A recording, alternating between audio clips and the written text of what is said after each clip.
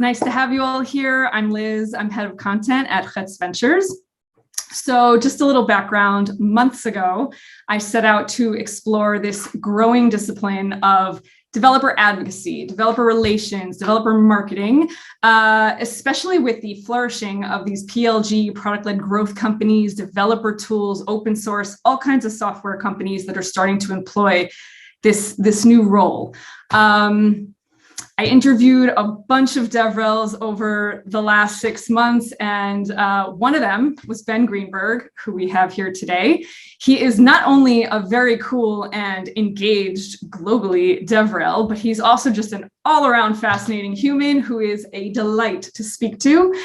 So you're in for a treat. He is the lead DevRel engineer at New Relic. He previously served in developer relations roles at Orbit and Vonage. So he's been doing this since 2018. So we have a lot to learn from him. Ben, thank you for being here. It is so great to be here. Hi, Liz. How you doing? Good, good. I've come a long way since our coffee a few months ago, and I've collected a bunch of questions, both from our portfolio companies, from the community, and things I've just kind of been feeling out and learning over these months. So I'm going to dive right in if you don't mind. Sounds great. The very first thing that I think a lot of people who weren't familiar with developer relations before that tend to get puzzled about is I've spoken to so many DevRels and they all say the same thing. What is developer relations? It's something different to everybody. So when I start explaining it to people, they're also confused. Like, is it this, is it that? And so since every person in this field I've spoken to gives me a different answer, let's start with what you say this is.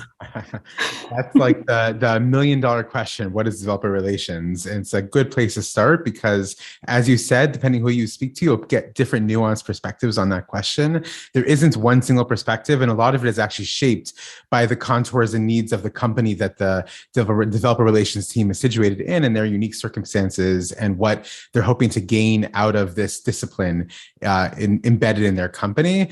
I think at the most fundamental level, developer relations is summed up in the name. It's essentially if you are a company that is either developer first or primarily around a developer audience, you need to have people in your team who are engineers, who understand engineering, who can understand the pain points of being an engineer and what that's like to be working on a product, working on a project, be part of a team, and get it from the inside out so that they can speak to that developer audience, which is so integral to your business and to your community, and can also bring back that feedback that they get. So it's a bilateral relationship, right? On one hand, they are projecting out and building out community for you with the developer audience, whether it's across language or stack or framework. At the same time, they're also bringing back valuable feedback, filtering it and presenting it to product engineering teams in a way that's hopefully actionable and reducing a bit of the noise that can often be a bit overwhelming for product teams, and coming down to condensed, concise feedback on iteration of the product and development of the overall developer experience. So it's basically letting your customers, community, whoever, have kind of one of their own to talk to from within the company so that there's a much smoother sort of communication. And right. It's being able to speak to the developers who are external users or customers or whatever verbiage you want to attach to it, being able to speak to them as peers and prepare materials, educational materials, learning materials as peers to help them unblock them in their work using your tools. And at the same time, it's also being able to bring back that feedback, to understand the feedback, first of all, to be able to get what they're saying, and then to be able to filter it and condense it and present it in a way that's actionable to PMs and to engineering managers and the like, to help in the product roadmap and growth of the product itself. Nice. Okay. So taking a step back a second, the first time I heard your name was actually years ago in the context of a mutual friend, hi Shara, who called you her rabbi friend. Oh. So you started as a rabbi and became a developer along the way. How does that work and what led you here? That's such a standard trajectory, Liz. Like, what are you talking about? That's so normal. There's actually several people, more than several, I would say many people who either work professionally as rabbis and are now developers, or just have the ordination, the smicha, and then became developers. It's not a totally unusual path, but I think for me, so I worked as a professional community rabbi for about a decade in the States, and for me, I've always been a bit of a geek and a bit of a nerd, and there was this part of me, like I was the one always working on the synagogue website, right? Like I was the rabbi, but I was working on the synagogue website, and like why was I doing that? Like wasn't my job, but because I was just always so interested and passionate about technology. And I didn't want to go through my life without a chance to do this work, to exercise that part of my brain, to be more technical. And so I kind of took a chance with my wife's permission, to like switch careers, take a big risk. And it kind of worked out. And the point where I am now is I was sitting in my first job as a full stack developer at a financial services company in Long Island, in New York. And I was getting a little antsy because I wasn't talking to anyone, and I wasn't teaching, and I wasn't interacting. And I was like, well, this doesn't feel fully right either. Something is missing here. And then I went to a conference. Just as a developer. I applied to speak at a conference in Germany, a JS Conf, a JavaScript conference. And at that conference, I met a developer advocate. And that was the first time I heard about the term developer advocacy. And I was like, well, that sounds interesting. Like that sounds like being a rabbi, but being technical, presenting and teaching, but about code. And it just felt very like a natural transitional point for me to go into. And since I've been in it since 2018, I've kind of just immersed in it because it's just been a great blending together of previous skill set and current skill set to move forward the work. That is so fascinating. And leads me to a follow-up, which is another thing I've been hearing when looking around at this field is that people come up into developer relations from different areas. There are marketers who kind of get into it. There are mainly, developers in-house that they were the most sort of extroverted or communicative developers on the team, and they just kind of naturally veered that way. Or you hire someone from outside. So the first thing I think of when I think of, let's say, our founders who are looking to build this inside their companies is when you're looking to hire, where are you looking? What should you be aware of? How do you get started? That is such an important question. And I think you are totally right. There are multiple pathways to be entering into developer advocacy. There isn't a single path. There is the trajectory from engineering to DevRel, which is a very standard path. There's also marketing into developer marketing, which kind of turns into developer relations, which is another path. And which path is right for your company in so many ways depends what your objectives are. Why are you making this investment in your people? Why are you hiring for this role? Are you hiring for this role to help shape developer experience, to help shape the API development? Are you hiring for this role to help shape your tooling around your open source projects, whether it's your SDKs or helper libraries or other tools? Are you doing this because you want somebody to be able to go to Python conferences and JavaScript conferences and give technical presentations? Or are you doing this to help make sure that when you do general outreach to your developer communities, you don't put them off because they actually understand how to speak to developers? And speaking to developers and marketing to developers is very different than marketing to anyone else. And so if you're going to just hire a general marketer to market to developers, you could be successful, but you might very well not be successful. So hiring somebody with that rich developer marketing experience into this role is also really important, but you're not going to get the other parts. And hiring somebody with only a developer experience perspective, you might not get more of the marketing parts. And so you kind of have to understand there's very few people who are unicorns who kind of have both the developer marketing and the developer experience, who can give technical presentations and also help craft a cadence for a marketing campaign. Like those are very different skill sets, and it really depends on your priority. Hopefully, once you start scaling the team, you can hire people in their specializations. You can have developer experience advocates and developer marketing advocates and more technical and less technical, and community folks help shape the meetup approach and the community approach. All of those can be wrapped up in a single person or a couple people, but you're going to have a hard time finding anyone who is equally strong in all those areas. And the different pathways people come up into the field is a bit indicative of where their strengths are and their skill sets. Okay, fair. So it sounds like there's clearly no one right way, and it's definitely going to take a little give and take and trial and error to figure this out per company, very much depending on, it sounds, internal company culture, priorities, who their actual customer or developer customer is.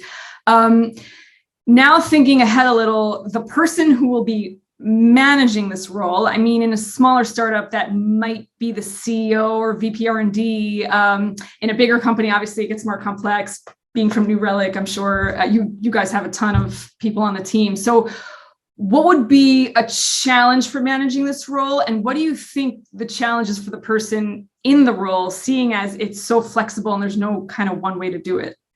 Before we get to that question, though, one last point on the last question, which is, yeah, sure. Somewhat answer that question in your preliminary planning by where, if you're a startup or you're a company and you're venturing into this role for the first time, what's the reporting structure for this role going to be in your company? What org is it going to sit under? Is it going to be in marketing? Is it going to be in product? Is it going to be in engineering? That itself, by itself, does not answer the question fully, because there's other considerations why you may place developer relations in marketing. That's not only marketing. Maybe it's the budget size that marketing has versus product. Yeah. Or maybe product, but you're really marketing focused. But it helps at least point the way forward. So answering that question can at least give more clarity for you of what kind of developer relations professional you're looking for by where they're going to sit in the org. Right. If that makes sense. Makes total sense. Yeah. Okay. The other question. What was the other question? The question was the challenge for the person managing and the challenge for the person in the role, considering that like this is a kind of a flexible, expanding, like it's changing. It seems it's like a very open sort of role. Yeah, it is a challenging role to manage and a challenging role to be managed in, because as a IC, as an individual contributor, your role is not simply taking a task from the Kanban board and moving it to the in progress and then the completed column. And as a manager, you can't solely measure the success of the person in the role by pure metric output. There is a qualitative aspect to the role that is a bit ephemeral or hard to capture, which has to be accounted for. To how do you measure the general sentiment of the developer community towards your company, towards your product? Like, if you can answer that question, you might have a very successful company on your hands, consulting firm, because no one has done a great job of creating like good KPIs that can like definitively point the way and tell us, oh yes, we have grown our overall developer sentiment by 15% year over year. No one knows that. Like, no, there's no real good way to do that. And we use a bunch of substitute metrics instead to try and at least indicate if we're in the right direction. But all of them are substitutes for that, for what is essentially immeasurable. So you have to be a person who's willing to live a little bit in the ambiguity, a little bit in the liminality of the role, and accept that, and have clear indicators of objectives. Like, have clear, in this quarter, if your goal is content, you'll produce X amount of content pieces, which might produce X amount of engagement points, and in your engagement points, you may measure them based on level of engagement. Like an upvote might be less than a comment, which might be less than an organic share. There's ways that you can create real successful measurements for people reporting in, and for people to feel like they've accomplished something as the people who are reporting in. But you have to live a little bit in the ambiguity of it, because it's not like a sales position where I do this thing and it led to this amount of new activations or new increase in usage. You can't, most of the time, point such a clear line between action A to outcome X. Yeah. That makes me think of another kind of, maybe for some uncomfortable topic, but like in this scenario, which by the way, I identify with being someone in content and all that, I totally brand, all these things that it's hard to create real specific ROI for, but budget, like, Yeah. so there's a lot to do. There's a lot of options for what to do. Obviously a bigger company will have a different way of looking at this than a startup, but how do you even start approaching what to work on? How do you even build a budget when this is all so new? It really depends where you are in the stage. If this is your first time hiring somebody as the founding developer relations advocate, founding DevRel person in your team, the first person, then I think you have to give them a lot of autonomy in their first task to help shape a budget and to present to whomever makes the budgetary decisions in your organization, what their projections are for whether it's the first quarter or the first half a year. It should be modest in the time frame in order to prove concept and to move forward from there. So if it's the first half year, so in the first 6 months, this is what I'm projecting for my goals. This is what I like to see in the first 6 months. And to accomplish what I want to see, I'm going to need to execute X number of things.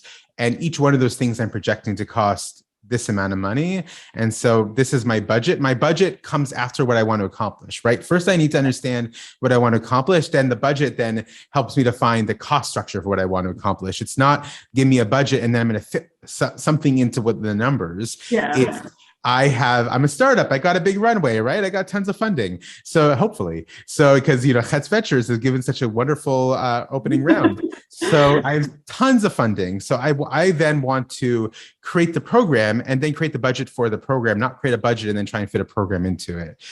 So you need to give that autonomy to that opening DevRel in your team to let them shape the budget and then collaboratively go back and forth on it. It's not a one and done when the person says, this is what I think, and then, okay, that's what you think. I know it's a conversation. You can have a back and forth and come to terms, but let them take the lead because they are the professional in that discipline, and then have that conversation and then create the budget after you've done the program planning. Yeah. Okay. Yeah. Now moving more towards or back towards a little bit towards hiring or how you think about this, but knowing you're based in Israel, your company is on the West Coast, your audience in your title is basically EMEA, like it's all over a stretch of planet Earth, which is crazy in itself.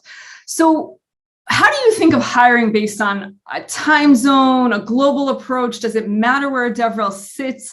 There can be a lot of traveling involved in the job, but there can also be just a lot of content production and participating in communities. So does it really matter? So how much does it matter where this DevRel is sitting? It really doesn't matter. It matters for some things. So if you want to implement a regional strategy in a certain place, having somebody with deep familiarity of that region or that community or that country is very helpful. So, let's take, for example, EMEA, right? Europe, Middle East, and Africa. That's not a region. That's a collection of time zones. Right? That is hundreds of regions within what we call a region. Right. Hundreds of distinct cultures and languages and nationalities and unique circumstances. So when my official role is I'm the lead for DevRel in EMEA. That means that I have an entire continent with hundreds of countries in Africa. Europe, every few kilometers, I should say, is another country. And of course, the Middle East is entirely its own thing. And so, and within the Middle East is a bunch of sub-varieties of cultures and things like that. So if I want to implement a regional strategy in a place, I can't just say I'm going to hire somebody in San Francisco to be a developer advocate in Germany. I need to hire somebody with familiarity with the German developer community, with the nuances, the developer tech ecosystem in Germany, understanding the industry that's there, perhaps and probably most likely with some fluency in German, who can give conversations and have talks and presentations in German. So that becomes very important, right? But if I'm not implementing a unique regional strategy for a place, then where the person sits or where they physically live doesn't matter in my mind at all. Not whatsoever. It's about what they bring to the table and their overall approach and their overall willingness to learn and their interest and excitement and passion for technology and sharing that with other people, that's what's much more important than their physical location, with that one exception that if I'm hiring in a regional place, I can't ignore the regionality. I can't, say, oh, I'm hiring in France, let me hire a developer advocate in India. Like that it just, you're not going to yield as much success if you're not going to hire somebody who's French for a French role. Yeah, that makes sense. Yeah.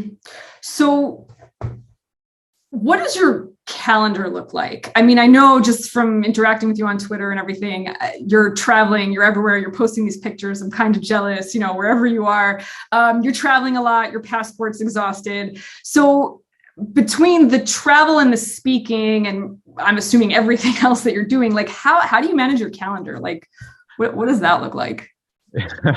When in Israel, for those of us who live in Israel or have been to Israel, they put that little sticker on the back of your passport once you checked in to go through that security step.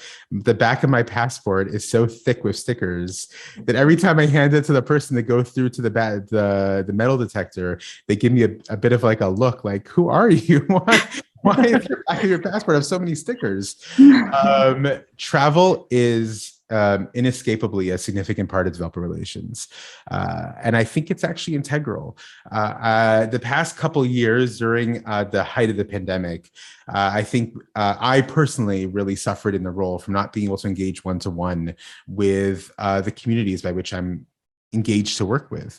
I really benefit from one-to-one, face-to-face, or one-to-many, but just face-to-face communication. I find anything else to be a poor substitute for that. And so not being able to have that at all for the past couple of years has been really tough.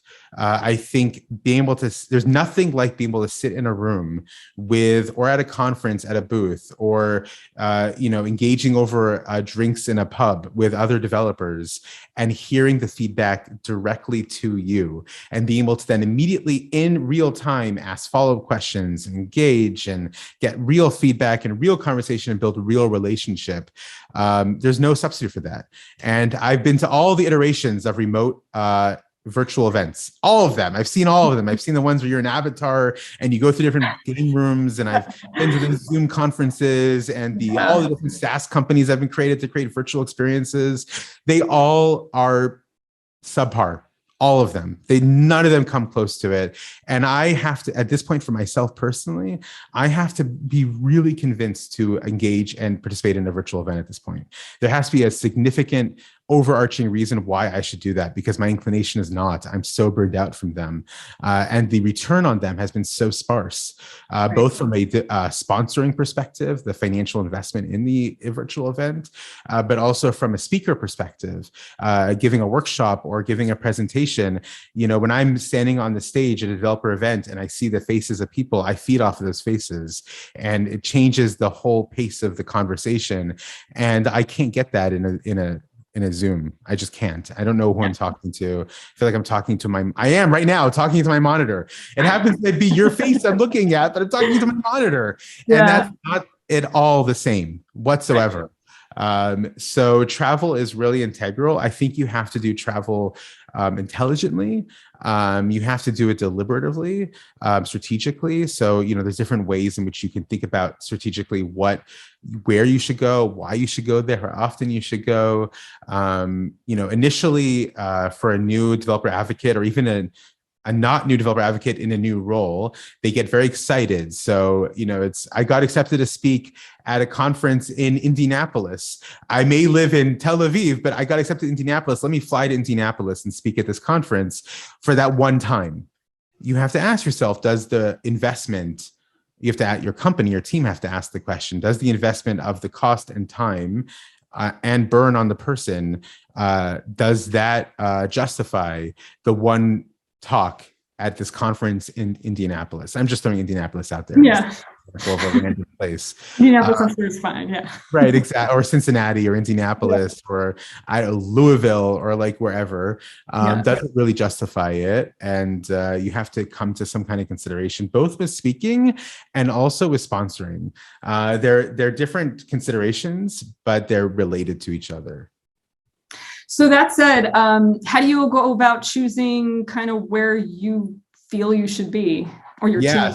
So that question's near and dear to my heart because I spent the first couple months in my role here developing a decision matrix strategy for our event engagement in New Relic in the developer relations team. So we created a scoring chart where every event that we basically asked the entire company to give to us every developer event that they think is interesting. So we community source from internally from within the company, from all the engineers and the rest of the developer relations team. What are all the events globally that you've either been to, you've heard good things about, that you would think we should be at? And we created a list, and the list was in the few hundred.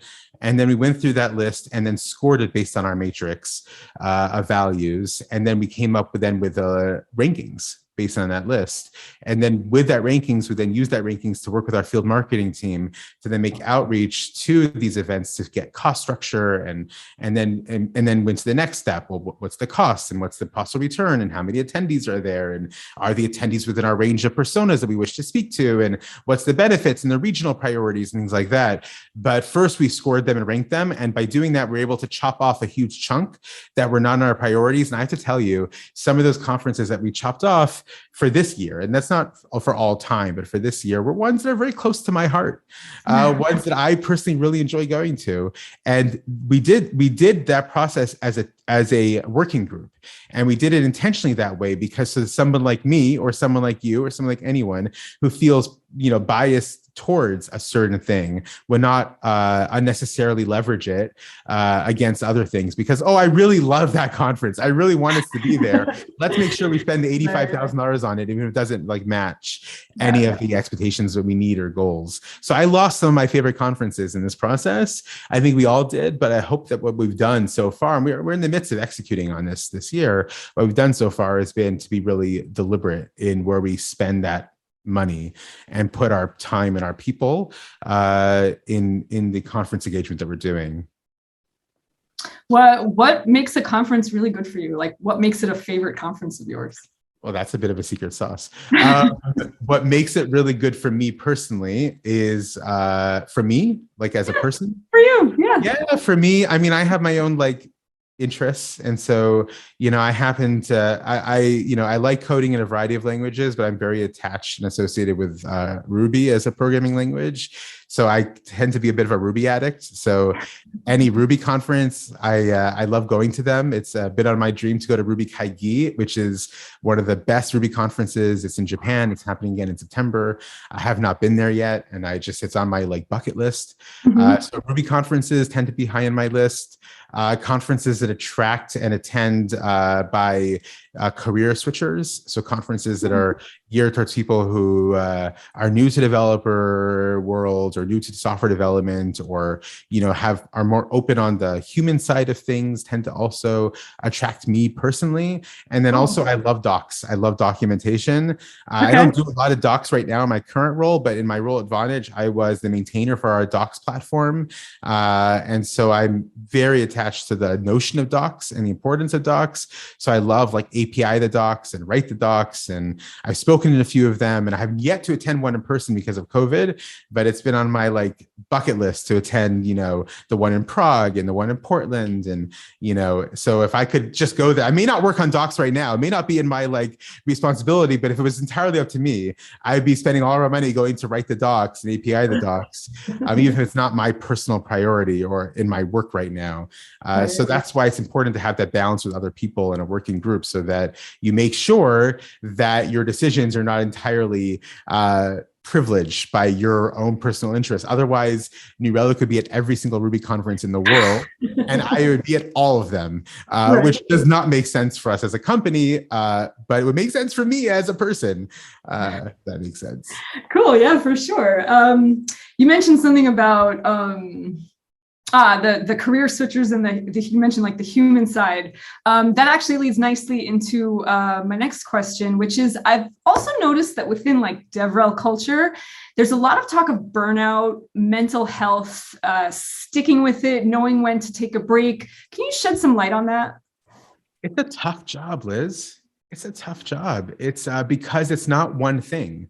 It's not a developer, and it's not a marketer, and it's not a product manager, and it's not a technical writer. It's all of those things. And it's not field marketing either. It's all of those things in one. So you're constantly juggling. In any single day, I could be attending a product meeting, discussing product roadmap, going then from that to talking to our technical writers and iterating on a piece of content, and then going to talk about our next event strategy and our event engagement, then going to work on a sample app in our open source repositories. And then from there, having a one-on-one with people reporting to me. And then from there, going to talk about, something else and something else and something else, and just constantly pivoting and all the time between different types of things. And the day is long because there's so many things to do. DevRel, everyone in a company, when you have a successful DevRel team, everyone wants a piece of them because they bring to the table skills in all the areas that every other team is interested in, especially at a developer tools company or developer first company, right? So everyone knows that engineers are on the pedestal. That's our customer, that's our consumer, that's our user. And we have this team in our company which is obsessed with the developer. Right. So every single org in the company, every single team wants to have a meeting with that team because that team is the engineering obsessed team. And so your sales, your marketing, your account managers, every single person wants to have a slice of DevRel. And you want to have those conversations because you want to inform the direction of the company in general, because you know that developers don't only interact with you through your docs and your APIs and your SDKs, they also interact with you through your sales managers and through your account managers and through the marketing they see and through the booth that they're going to engage in when they go to that conference. And so all of those things you want to have touches on because all of those things will impact your developer community. But that can be exhausting. And so burnout is definitely real, which is why I definitely encourage people to take healthy vacations. I should do that more often myself, to take long breaks. If summer is a downtime, take an entire month and just take it off and just go away. You don't have to physically go somewhere, but just go away. You turn off your computer and just step out of it. Take breaks throughout the week if you need it. An average day, especially if you're working for an American company and live abroad, your average day could start early in the morning because you're working with people in your region and then end not till 8 or 9 p.m. at night on an early time. So take breaks, go for a walk in the middle of the day for a couple hours. Don't feel guilty if you want to immerse in an audiobook or, go to the pool or hang out with your kids or whatever, because you work really hard and give yourself that break. But then also the people that you report to, whether they're in your team as a DevRel manager or they are out of your team and they're part of the reporting line, they need to have that understanding and to give that flexibility and look for work output and not work expenditure, if that makes sense. Don't look at the amount of hours put into something. Right. And don't measure success based on that. Measure success based on what was achieved. So if that means someone's working 15-hour days for 3 weeks and then they take off for a week and a half, who cares? The success is really there. The output is there. Don't get caught up in the calculation of days in and days out, because that's old school. That's from a different era. It's about work output. And it's particularly true if you want to mitigate burnout in the DevRel field. Wise. I'm sure there are other fields that can learn from that too, but it's refreshing to hear that. I would just end off with one more question, which is if there's any, I would say both, founders trying to get started in this or people who potentially would become developer relations advocates. How could they start? What could they do? What could they watch? What would you tell them? There's a lot of great resources out there. So there's a newsletter, which is a great newsletter called, if I'm not mistaken, Developer Avocados, put out by 2 former colleagues of mine. It's a free newsletter. You can sign up for it, get weekly in your inbox with articles and podcast recordings and curated for you, essentially, some of the best of the week. That's fantastic. There's another newsletter put out by Mary Thengval, Developer Relations Weekly, I believe it's called. Also a fantastic curated list of resources. wonderful place to connect to and to subscribe to. And there's also an annual, well, there used to be an annual, hopefully become annual again, Developer Relations Conference that was in person before COVID and has been like experimenting with virtual environments since, called DevRel. Fortunately, they have all of their archives online and available, accessible. You can watch any of the past workshops and presentations. I have a couple up there. My first one I gave there was in 2019 on from Rabbi to DevRel. So the skills from a Rabbi translating to DevRel. Then I gave another one about community organizing into DevRel. They're great. There's great content from a lot of advocates across the field on DevRel. And in general, you'll notice that developer advocates are everywhere. I've noticed. Whether this is for the good or for the bad, this is to be seen. But look at any speaker lineup of any developer conference, and at least 40% of the speakers, if not more, have developer advocate of some variation in their title. So if you go to developer conferences, you will engage with developers. And it used to be that when you would stop at a company booth at a technical conference, the people you would see at the company booth would be like technical account managers or solutions consultants, which you still see, but you will also see now developer advocates because we are different, right? We're not less sales focused. We're more person-to-person focus, and our outcomes look different. And because of that, we seem a bit more accessible to developers. So if you want to meet a DevRel advocate, just go to a developer conference and you will find many of us there. You can come and join me in Budapest next week at JSConf, and we can hang out, or DevOps Days Amsterdam the week later. It'll be a great time. So we're everywhere. Nice. I love it. That's definitely the sense I've gotten, especially on Twitter. Thank you so much, Ben. This was so awesome. I'm not surprised. It was so awesome. I think I learned something from you every single tweet. I learned something from you. So that's definitely not true, but that's overly kind. Thank you so much for inviting me. This has been great. Yeah. Thank you so much. And thanks everybody who joined us.